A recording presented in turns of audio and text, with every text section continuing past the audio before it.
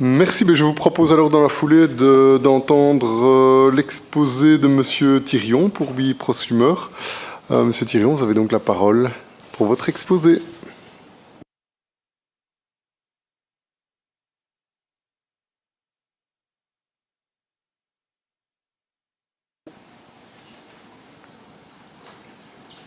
J'attends que la technique s'alère au point. Ok. Voilà, donc tout d'abord, merci Monsieur le Président, Messieurs les parlementaires de votre invitation. Nous pensons que cela représente un signal positif pour le citoyen en général et pour les prosumeurs en particulier. Donc cette présentation sera majoritairement orientée vers les solutions. C'est un choix assumé. Et nous allons donc, dans les prochains slides, passer rapidement à travers quelques principes de base pour donner un contexte, mais je pense que le contexte a été posé par le précédent intervenant. Il est identique pour la Wallonie, en tout cas en ce qui concerne la problématique. Voilà, cela nous permettra de prendre un peu plus de temps pour ce que nous considérons être des solutions intéressantes. Donc, on tenait quand même à rappeler quelle est notre vision et quelle est notre mission en tant qu'association de défense des prosumeurs, parce que c'est sur ça que va se baser tout ce qu'on va dire dans cette présentation. Donc notre vision, c'est de contribuer et de promouvoir le développement durable et l'utilisation efficace de l'énergie solaire en Belgique. Notre mission, fédérer, informer, conseiller les propriétaires de panneaux photovoltaïques belges afin de protéger leurs intérêts et leurs droits auprès de tous les acteurs du secteur public ou privé. Alors au niveau des principes de base, l'onduleur est l'appareil qui transforme le courant continu qui provient des panneaux solaires en courant alternatif utilisable en direct dans les appareils électriques du ménage. C'est l'autoconsommation. Si la production instantanée dépasse la capacité d'autoconsommation du ménage, la production est renvoyée sur le réseau en injection pour être utilisée par d'autres ménages, ce qui a pour effet de faire tourner le compteur à l'envers. Le compteur tourne à l'envers, qu'il soit électromécanique ou communicant. Ça s'appelle le principe de compensation. Cela permet de récupérer la surproduction estivale durant les mois d'hiver. Il incite à dimensionner une installation photovoltaïque pour refléter la production annuelle en utilisant le réseau, ce qui a un impact sur la tension, car tous les prosumeurs injectent sur le réseau de larges quantités d'électricité au même moment. Le réseau n'étant pas adapté à cela, cela crée des surtensions et des décrochages d'onduleurs. C'est un phénomène qui est connu depuis 2015. Alors, au niveau de l'histoire, donc le réseau électrique basse tension historique, c'est ce que les GRD nous ont dit, a été connecté chez les ménages de manière complètement aléatoire. Ça ne pose pas de problème dans un paysage énergétique simple, avec des flux unidirectionnels, contrôlables, permanents, des points d'injection localisés et limités, une consommation stable de ménages, de maisons. Donc on a une tension maîtrisée et équilibrée. Par contre, dans un paysage énergétique complexe, avec des flux bidirectionnels, de l'intermittence, des consommations variables sur le réseau basse tension, comme les pompes à chaleur, le chauffage, les véhicules électriques, une augmentation de la consommation, on a des tensions qui sont déséquilibrées. Les surtensions ont un impact sur la production avec le décrochage des panneaux photovoltaïques. Les sous-tensions ont un impact sur la consommation, décrochage des voitures électriques ou des pompes à chaleur. Alors, au niveau des décrochages, ils sont difficiles à détecter, difficiles à quantifier. Ça dépend de nombreux facteurs internes et externes. Chaque décrochage est unique, chaque raccordement est unique. Il n'y a pas de solution unique, il n'y a pas de solution simple, il n'y a pas de solution gratuite. Mais en tout cas, la solution qu'on voudrait voir être créée, c'est une solution qui est en tout cas en adéquation avec notre vision et notre mission, celle que nous avons exposée quelques slides plus tôt. Voilà, donc on en arrive au slide sur les solutions. C'est des solutions en 3 axes. On va se concentrer d'abord sur les solutions au-delà du compteur, ensuite les solutions en deçà du compteur et le plus intéressant pour M. Douet, ce sera les solutions hybrides, à qui je veux faire plaisir. Voilà, donc les solutions au-delà du compteur. Qu'est-ce qu'on a fait jusqu'à présent? En tout cas, qu'est-ce que RESA a fait avant nous? Ils ont lancé un projet pilote à Bénezet en 2018 sur 60 ménages. Ils ont fait une optimisation des connexions. Ils ont pris comme source les données des compteurs communicants qu'ils ont installés. Ils les ont passés dans des algorithmes de logiciels. Ça a eu un certain succès puisqu'ils se sont débarrassés pour ces 60 ménages des surtensions et des sous-tensions.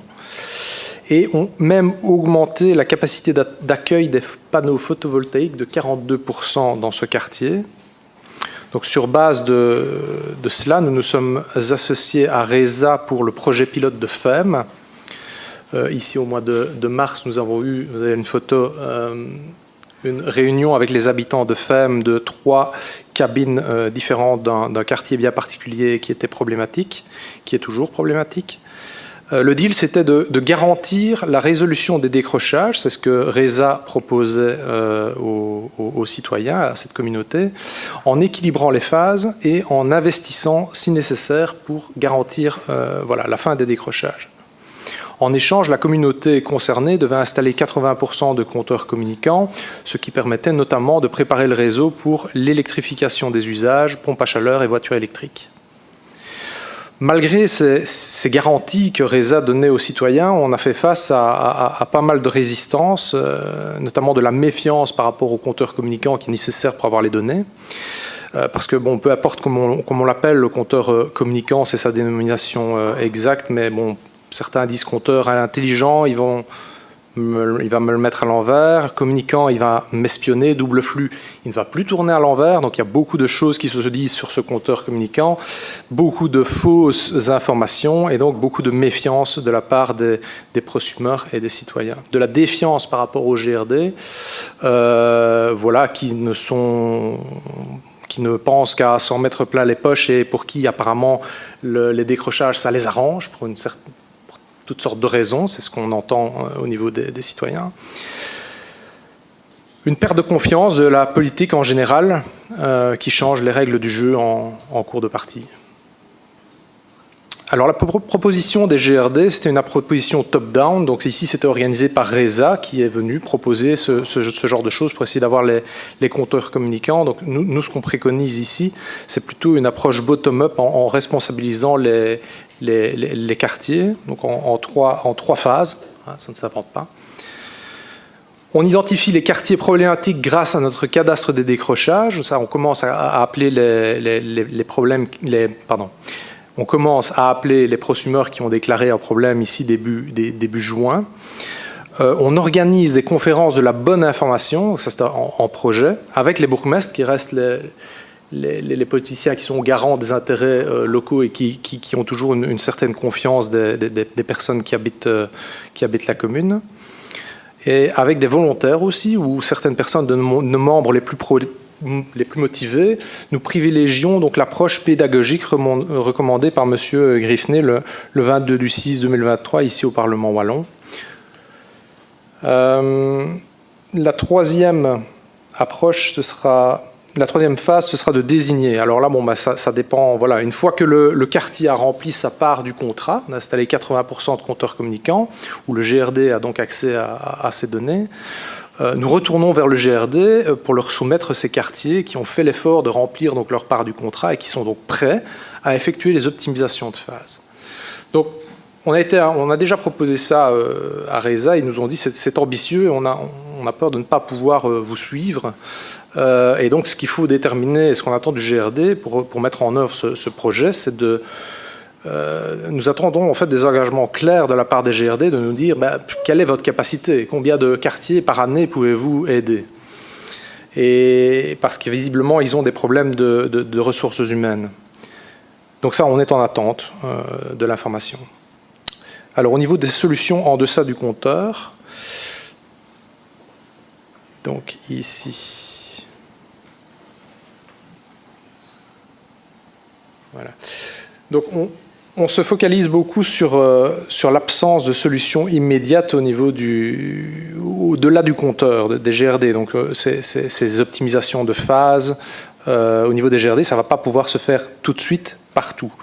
Et donc, le résultat, c'est que la seule solution en deçà du compteur dont on a entendu parler aujourd'hui, c'est une solution politique d'indemnisation. Alors si on s'arrête là, cette indemnisation est en contradiction avec notre vision parce que de promouvoir la production efficace d'énergie solaire en Belgique. L'indemnisation qui vise à valoriser de l'énergie non produite ne réglera pas le problème des décrochages et ne remplacera jamais la pleine jouissance d'une installation pleinement fonctionnelle, surtout si on se base sur ce que fait la Flandre avec l'indemnisation qu'elle donne et certainement si le prix de l'électricité augmente de nouveau de manière significative. Donc, grâce à notre cadastre de décrochage, nous pouvons visualiser les membres ayant résolu leurs problèmes de décrochage. Vous voyez, ce sont les petits points verts qui sont sur la carte. Cela nous permet de proposer en fait aux autres certaines solutions techniques pour mitiger l'impact des surtensions sur leur production, là où c'est encore possible. On ne peut pas faire des miracles, tout ne fonctionne pas partout. Voilà, donc ici vous pouvez voir par exemple une installation standard. Je vais essayer de schématiser ça voilà, assez sommairement. Vous avez les panneaux photovoltaïques qui se connectent directement à un onduleur qui décroche à 249 volts alors que la norme Cinegrid est de 253 volts pendant 10 minutes. On voit que c'est raccordé au coffret électrique. Ensuite le compteur communicant, pour ceux qui ne l'ont encore jamais vu, ça ressemble à ça, et qui est connecté directement au réseau. Alors pourquoi est-ce que cet onduleur décroche en dessous de la limite des 253 volts? C'est simplement parce qu'il a besoin d'une petite mise à jour. Et donc, pour avoir contacté pas mal de prosumeurs, il y en a beaucoup qui sont dans cette situation-là. Un onduleur qui n'est pas aux normes, qui nécessite une mise à jour. Et personnellement, j'étais dans la situation. Il a fallu que je téléphone au constructeur, que je signe une décharge pour pouvoir accéder aux différents paramètres de l'onduleur, une décharge de responsabilité, que je mandate un électricien ou mon installateur, entre-temps il avait fait faillite, donc j'ai dû prendre un électricien, pour que finalement le constructeur donne le code d'accès pour remettre cet onduleur aux normes. Alors, va-t-on vraiment indemniser ce genre de situation ? Moi, je ne pense pas. Nous recommandons que ce genre de cas, de faire déjà installer un compteur communicant pour que le GRD puisse déterminer si la tension est réellement au-dessus des normes ou pas, avant d'indemniser. Ensuite, à vous de déterminer comment organiser au mieux politiquement la méthode pour accompagner le prosumeur dans sa démarche de mise à jour de son onduleur, car beaucoup d'installateurs, comme je le disais, ont fait faillite entre-temps et ne sont plus en mesure d'aider ces personnes qui ont un peu une installation orpheline. L'indemnisation ne doit pas pour nous intervenir si toutes les autres alternatives en deçà du compteur n'ont pas été tentées. Si indemnisation il y a, elle doit être en adéquation avec notre vision et notre mission. Nous sommes toujours dans l'expectative par rapport à l'idée d'une indemnisation, car il ne nous est pas possible aujourd'hui de quantifier le nombre de personnes affectées par les décrochages, ni de quantifier l'impact du décrochage spécifique au prosumeur. Or, ce qui n'est pas quantifiable n'est pas négociable. Donc j'avais prévu d'autres situations spécifiques à expliquer, mais comme je n'ai que 20 minutes, on va passer à travers. Et on va s'intéresser aux solutions hybrides. Alors, au niveau des solutions hybrides, vous voyez, on a masqué voilà, le nom de la société, c'était Leur Volonté, qui propose ça, en tout cas de la start-up. Donc je vais citer ici M. Griffney, de nouveau ici au Parlement. Je suis convaincu que dans le monde énergétique vers lequel on va, les batteries auront un rôle important, mais il faut s'assurer qu'une batterie individuelle, et qui bénéficie d'aide publique éventuellement, doit s'orienter dans l'intérêt collectif en plus de l'intérêt de celui qui l'a payé. Nous, on appelle ça un optiflux. Optiflux ou abstraction d'optimisation des flux, parce que c'est ça le défi, c'est d'optimiser les flux ici. L'optiflux, c'est quelque chose qui ressemble à ce que vous voyez là. Ça fait à peu près la taille d'une machine à laver, et ça comprend toutes sortes de matériels qui nous permettent de faire des tests sur un système anti-décrochage.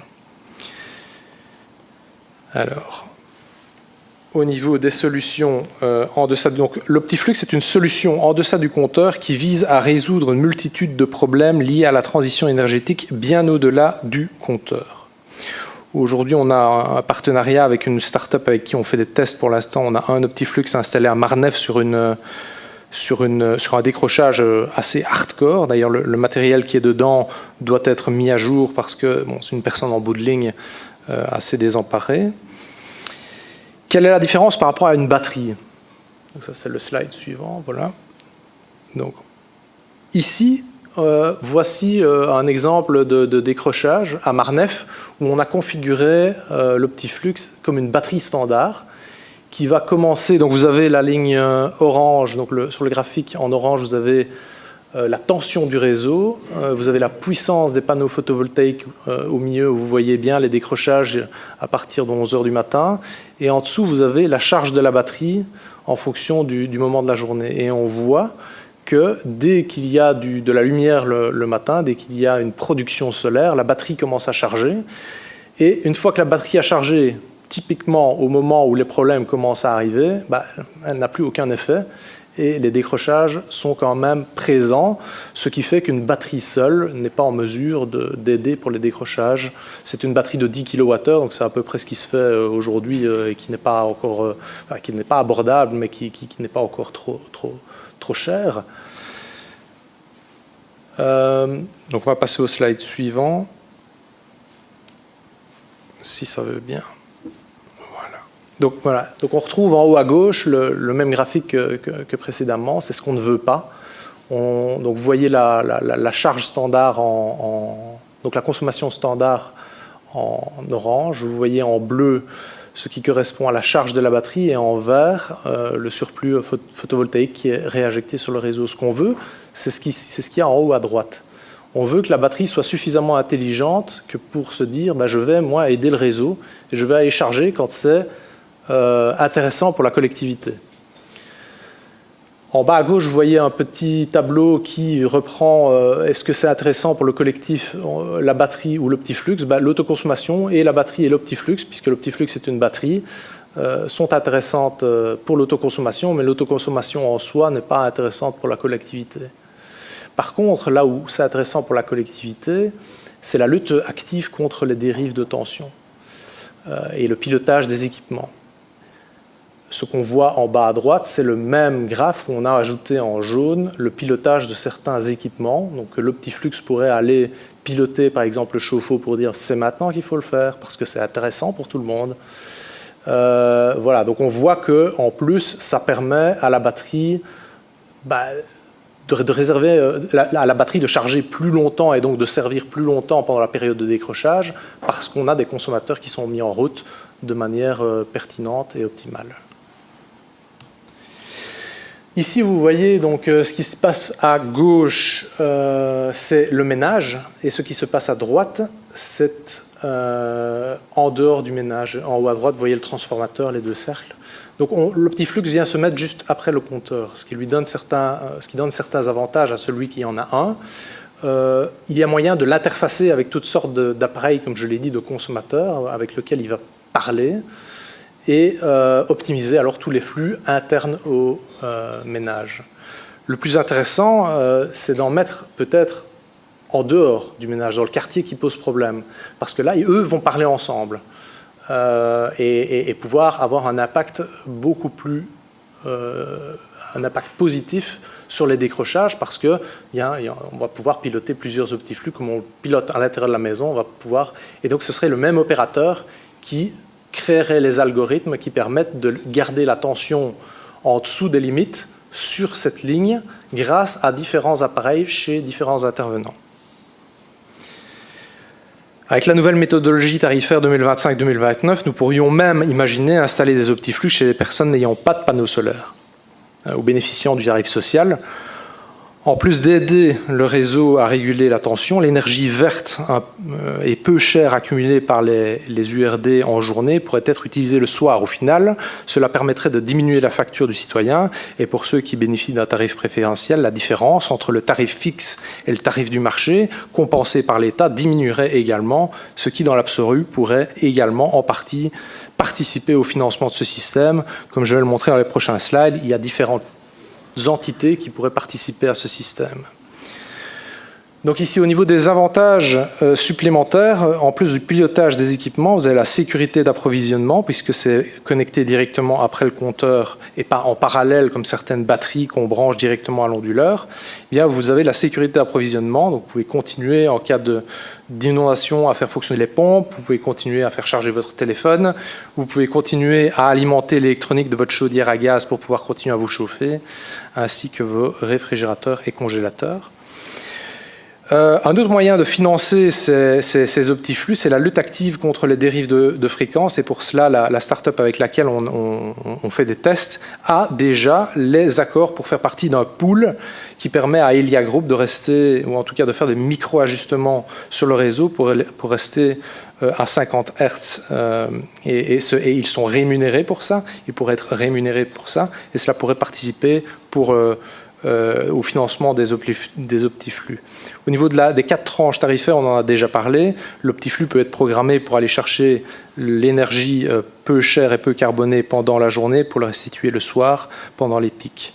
Et on en vient au VPP, donc les Virtual Power Plants, ces unités décentralisées de production d'énergie, qui, donc, comme vous le voyez, on a les cycles jour-nuit avec les pics de consommation où l'énergie coûte cher.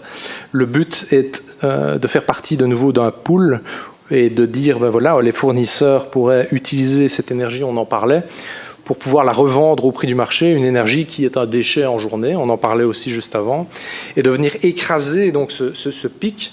Et puisque ici, dernièrement, avec la crise économique, le citoyen a réalisé que le prix de l'énergie était lié au gaz et que c'était la dernière centrale allumée qui fixait le prix du marché, notamment des énergies éoliennes et nucléaires qui ne coûtent pas cher.